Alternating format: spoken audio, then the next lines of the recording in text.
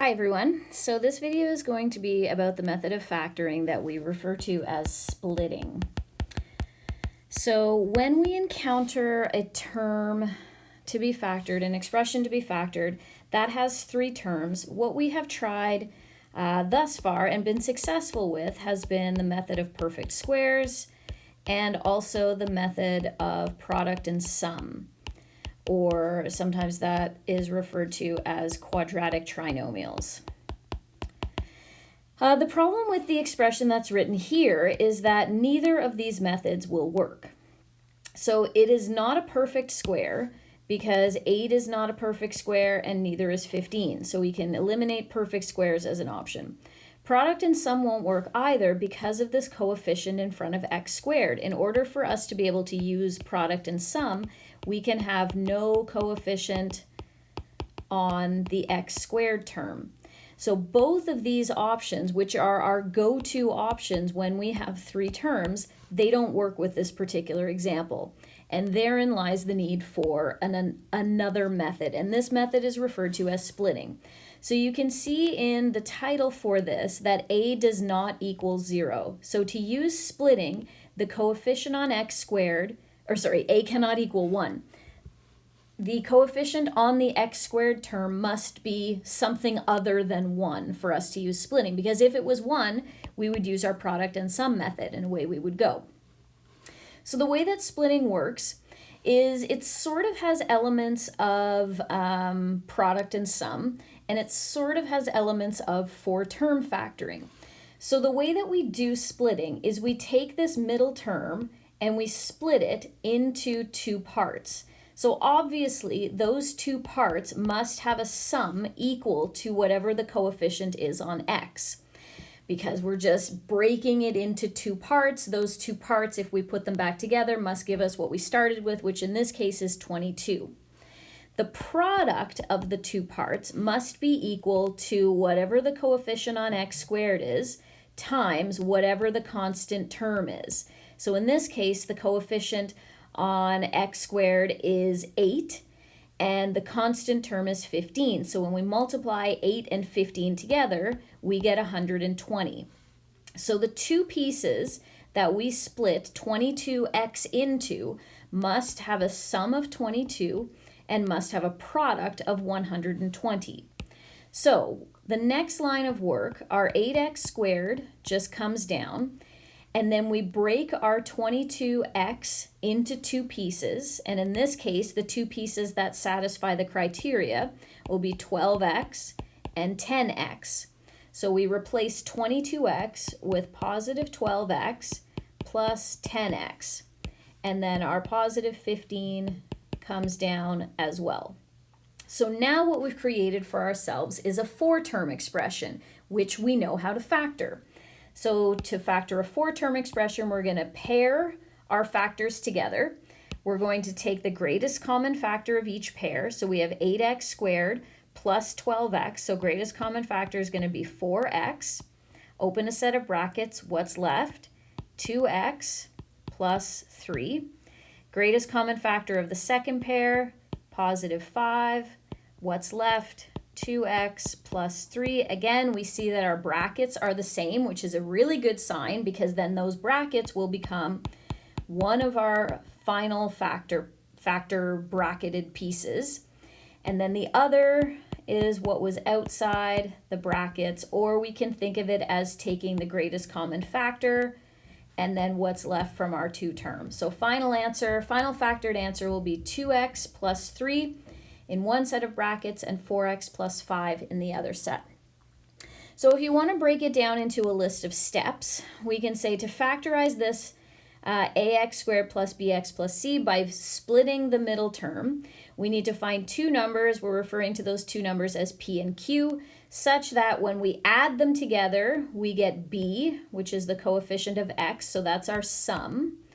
And then pq, our product, when we multiply those two numbers together, we must get AC. So A being the term, the coefficient in front of x squared, C being the constant term. All right, so what we're going to do next is look through a couple more examples. So in our first example here, we have 6x squared plus 19x plus 10. So in order to factorize this, we first always still look to see if we have a greatest common factor. That greatest common factor would have to be common to all three of our terms. We do not have a greatest common factor, so off we go with our options. So our options are, we have three terms, so maybe it's a perfect square. It's not, because 10 is not a perfect square and neither is 6. Option number 2, we try product and sum. We cannot do product and sum because we have a coefficient on x squared. So our last option is splitting. And you might have jumped there immediately once you saw that the x squared had a coefficient. All right, so we're going to split our middle term, which is 19. So our sum has to be 19. We're going to break 19 into two parts. The two parts that we break 19 into must have a product equal to the coefficient of x squared times the constant term, which in this case is 60. So our product is 60, our sum is 19.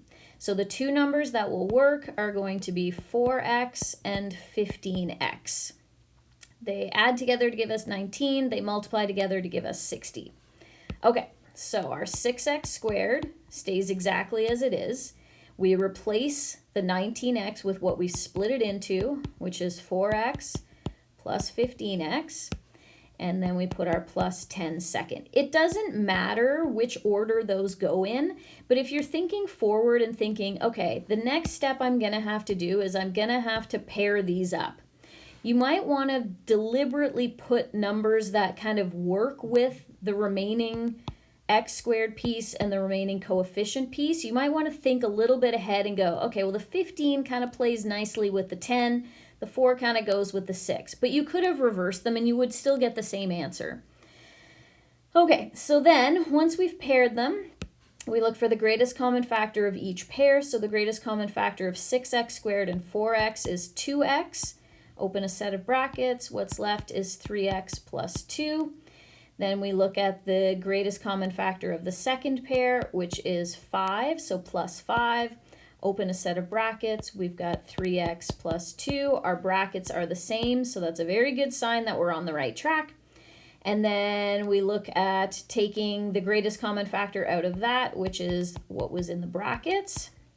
And what's in the other set of brackets is what remains from the terms, in this case the 2x and the plus 5. Okay, let's look at the second example. So second example here has a negative sign in it, a couple of negative signs. So that's just, it doesn't change anything, but it just requires you to be a little bit more cautious than maybe if everything was positive. All right, so again, look for a greatest common factor. We don't see any. Once I see that coefficient on x squared, I know that I'm going to split. So unwritten in front of my x term here in the middle is the sum. That is -1. So I'm going to have to split the middle term, which is -1x, into two parts. So the sum of the two parts must be equal to -1. The product of the two parts is going to be equal to 3 times -10, which gives me -30. So I'm looking for two numbers that multiply together to give me -30, add to give me -1. And the two numbers I'm going to split into are going to be positive 5x and negative 6x. So that's what I'm splitting -1x into. So my 3x squared stays, and then I split the middle into -6x plus 5x. Again, thinking a little forward to what I want to pair up here with the 3x squared and what I want to pair up with the -10. Then I look for the greatest common factor within each pair. So in the first pair, I see that it is 3x. Open a set of brackets. What's left is x minus 2. Second pair, greatest common factor is going to be positive 5. Open a set of brackets, x minus 2. So then those two terms have a greatest common factor of x minus 2. It becomes one of my final factors. And then my other final factor becomes 3x plus 5, what remains from what was there. So you can think of it as one of your final factors will be the bracketed piece, and the other final factor will be the numbers in front of the brackets. That might be an easy way of thinking about where your final factors actually come from. Okay, we're going to do one more example that's a little more complicated. And there's a few things happening in this one that I want to draw your attention to. The first one is that when we look for that greatest common factor as that first step, as we always do, we see that we have one. And so we recall that when that first term is negative, you always have a greatest common factor of at least -1. In this case, it is only -1. So we're going to take out our common factor of -1. You can write the 1 if you wish. You don't have to. You could just write the negative sign out in front of the set of brackets. And then what taking out that -1 does is it just changes the signs on everything inside. So now we have 5x squared plus 7x minus 6. Okay, so then we want to look at what's inside the brackets and ask, can we keep factoring? And the answer is we absolutely can. Because we see a coefficient on x squared, we know that we're going to have to split. So we are going to split the middle term, which is 7x, so our sum has to be 7. And our product, we take the coefficient of x squared and the number that's on its own, the constant term, multiply those together, and that gives us a product of -30. So when we split 7x into two parts, the coefficients of those terms must have a sum of 7 and a product of -30. And the numbers that work in this case are 10 and -3. Remembering that we have to put an x on them when we put them into our actual working here. So our common factor is going to stay with us. So in this case, I'm going to open a square set of brackets. Our 5x squared stays, and then I split the 7x into 10x and -3x, thinking about what I would like to pair with what. So I think I'll put the positive 10x with the 5x squared, -3x, I'll put that with the 6. Keep our greatest common factor, and then we look at pairing our terms. Looking for the greatest common factor of the first pair, I see 5x, open a set of brackets, I have x plus 2 left. Greatest common factor of the second pair here is going to be -3. Again, remembering that if the first term in what I'm trying to take the greatest common factor of is negative, that negative has to come with me. Open a set of brackets, what's left is x plus 2. Close both sets of brackets. Again, keep my common factor around. My final set of factors will be the x plus 2 and the 5x minus 3. Okay, and that is how splitting works.